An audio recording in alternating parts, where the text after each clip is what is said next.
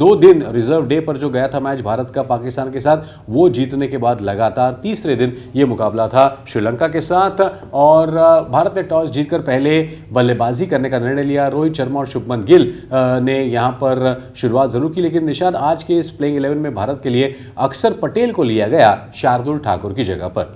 जी, यही एक बदलाव था और श्रीलंका तो अपने वही टीम को लेकर आए और भारत ने जो बदलाव किया वो कंडीशंस को ध्यान में रखते हुए किया।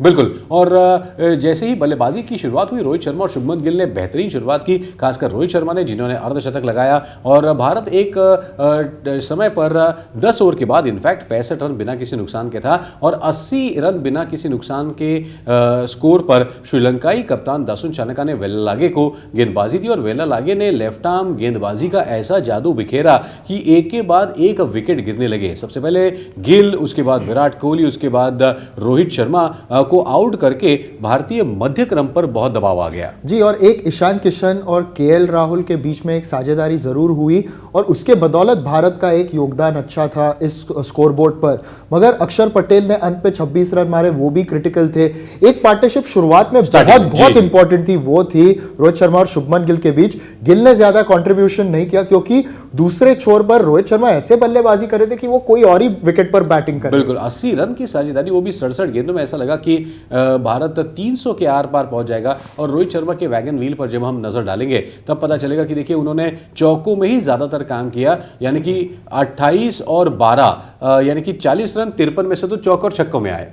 जी, और यही रोहित शर्मा ने फील्ड रिस्ट्रिक्शंस का एक प्रयोग करने का ये एक स्ट्रैटेजी अपनाया and it is good to see, क्योंकि पाकिस्तान के विरुद्ध भी उन्होंने वही किया, यहाँ पर भी वही किया। और रोहित शर्मा की इस अच्छी बल्लेबाजी को देखकर ऐसा लगा कि बात आगे बढ़ेगी, लेकिन 3 विकेट जाने के बाद ईशान किशन और केएल राहुल पर खासा दबाव आया। हालांकि उनके बीच में भी 63 रनों की साझेदारी हुई और ऐसा लगा कि भारत जो 3 विकेट फटाफट गए थे उसके बाद रिकवर कर जाएगा। जी, और केएल राहुल खास करके मेरे ख्याल से बहुत अच्छे लग रहे थे। 39 रन बनाए उन्होंने, मगर एक ही गेंद ने उनका जो है his number was on that ball, otherwise he was batting very very comfortable. बिल्कुल, ईशान किशन थोड़े से स्ट्रगल जरूर कर रहे थे, लेकिन दोनों ने मिलकर 63 रनों की साझेदारी की। लेकिन इसके बाद दोनों का विकेट फटाफट गया और उसके बाद श्रीलंका के गेंदबाजों ने कमाल कर दिया और 213 रनों पर इनफैक्ट ऑल आउट कर दिया। ये 14वीं बार है लगातार वनडे में कि श्रीलंका ने सामने वाली टीम को ऑल आउट कर दिया।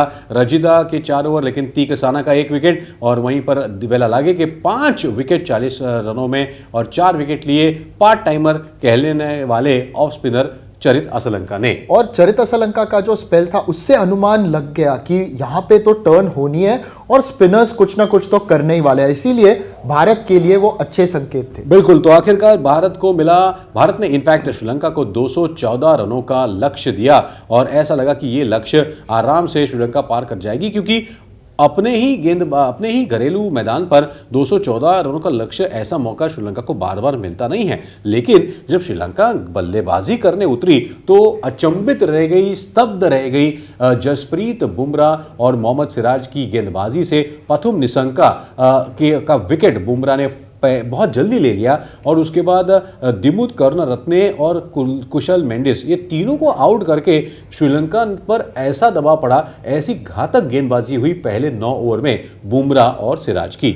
और उसके बाद एक साझेदारी जरूर बनी सडीरा समरविक्रमा और चरित असलंका के बीच, but the most important partnership was after इन्होंने 6 विकेट खोए थे, जब दुनित वेलालागे और धनंजय डिसिल्वा ने 63 रन्स बनाए 74 बॉल्स में। वेलालागे जूनियर पार्टनर होने के बावजूद 35 रन उन्होंने बनाए और बहुत अच्छी बल्लेबाजी की थी, और धनंजय डिसिल्वा ने 20 रन बनाए एंड अल्टीमेटली उनके खराब शॉट के कारण ये साझेदारी का अंत हुआ। वरना तो तभी लग रहा था कि श्रीलंका का बड़ा एक वो जा रहे जीत की ओर, अगर ये दोनों बने रहते तो। बिल्कुल, और भारतीय गेंदबाजी पर अगर हम नजर डालें तो बहुत ही शानदार बुमराह के 7 ओवर 30 रन 2 विकेट, सिराज ने 5 ओवर में 17 रन देकर 1 विकेट निकाला, हार्दिक पांड्या ने बाद में 1 विकेट निकाला 5 ओवर में 14 रन देकर, लेकिन जडेजा ने 10 ओवर में 33 रन देकर 2 विकेट निकाले। लेकिन आज का दिन था कुलदीप यादव के नाम, जिन्होंने अपने ओडीआई अंतर्राष्ट्रीय करियर में 150 विकेट लेने का एक कीर्तिमान स्थापित किया। 4 विकेट लिए और इस मैच को जिताया। कल पाकिस्तान के साथ खेलते हुए उन्होंने 5 विकेट लिए थे और आज उन्होंने 4 विकेट ले लिए हैं। बहुत ही लाजवाब। और ये है लेखा जोखा। भारत ने पहले बल्लेबाजी करते हुए 213 रन बनाए, अर्धशतक रोहित शर्मा का, 5 विकेट वेलालागे के। उसके जवाब में श्रीलंका 172 में ही निपट गई और वेलालागे नाबाद रहे 42 पर, लेकिन कुलदीप के 4 विकेट और भारत ने इस मुकाबले को 41 रनों से जीतकर फाइनल्स में प्रवेश कर लिया है। एक बहुत ही बड़ा बहुत बड़ी बात है भारत के लिए। और निशाद, यहां पर अब 2 मुकाबले सुपर फोर्स के बचे हुए हैं। जी, और 2 मुकाबले बचे पाकिस्तान बनाम श्रीलंका, जो 14 सितंबर को खेला जाएगा। और ये बड़ा मुकाबला है क्योंकि जो कोई भी ये मुकाबला जीतेगा वो हकदार होगा भारत के खिलाफ फाइनल खेलने के लिए। बिल्कुल। पॉइंट टेबल पर नजर डालते हैं। भारत ने अपने आप के लिए जगह अच्छी बना ली है, 4 अंक प्राप्त करते हुए पॉइंट्स टेबल में दिख रहा है। 2 मुकाबलों में 2 जीत और भारत तो आगे निकल गया। श्रीलंका और पाकिस्तान के 2-2 अंक है। अब उनमें जो मैच जीतेगा उसको फाइनल में जाने का मौका मिलेगा। जी, और बांग्लादेश तो अभी टूर्नामेंट के बाहर है, यानी कि जो भारत और बांग्लादेश के बीच में मैच है वो भारत के लिए ऐसे एक प्रैक्टिस मैच की तरह ही होगा बिफोर द फाइनल, कि आप थोड़े बदलाव करें, कुछ खिलाड़ियों को मौका दे।